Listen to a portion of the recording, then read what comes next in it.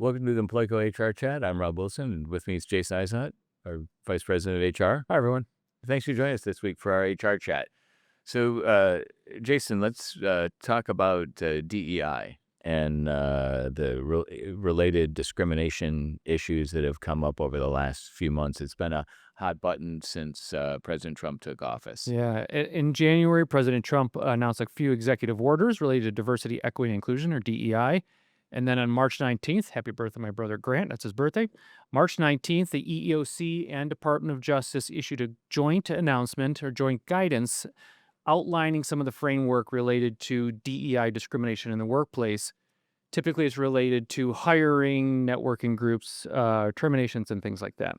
Yeah, because early on the first couple of days of President Trump's presidency, it was like 100 executive orders, and in the DEI, he used the word illegal, right, which wasn't really defined. Right. Now they're trying to put some framework around it.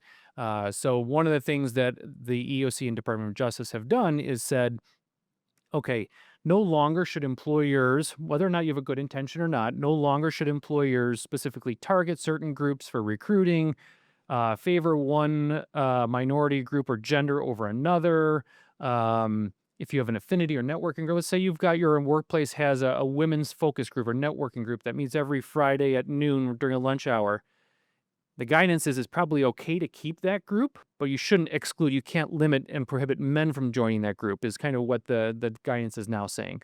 So really be careful with your diversity, equity, and inclusion. We're seeing all over the media with universities and employers. And now, even in the EEOC and Department of Justice guidance, they've given guidance to employees on how to file those charges with the EEOC if you feel like you're being discriminated against because of DEI initiatives. And so I think his whole point was to pull back DEI with the theory of best person for the job. Right. And so we'll see the long run implications. On the discrimination side, does this have any effect on, you see there's men's clubs and women's clubs, for example, a country club that's men only, but there's no real issue there, or is there an issue there?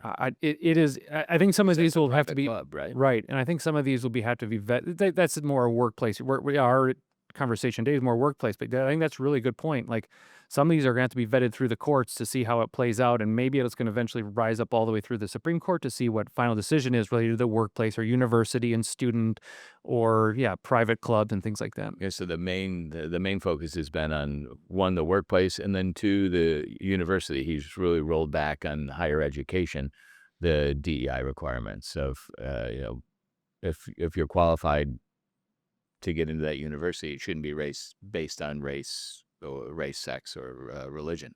Yeah, so if you're an employer, navigate the waters pretty carefully. Like everyone's probably got good intention. Just reach out to us, hr@employco.com. We can help you walk through some of the nuances. Yeah, especially if you're multi-state, so because this is on a Really good federal point. level. So you've got a federal level, but then you've got state issues and you've got city issues. Because now you're seeing a lot of cities across the country, whether it's New York or Chicago, San Francisco, create their own rules. And you're seeing the Trump administration, they're then pushing out or taking those to task, saying, Chicago, you can't do this, or San Francisco, wherever.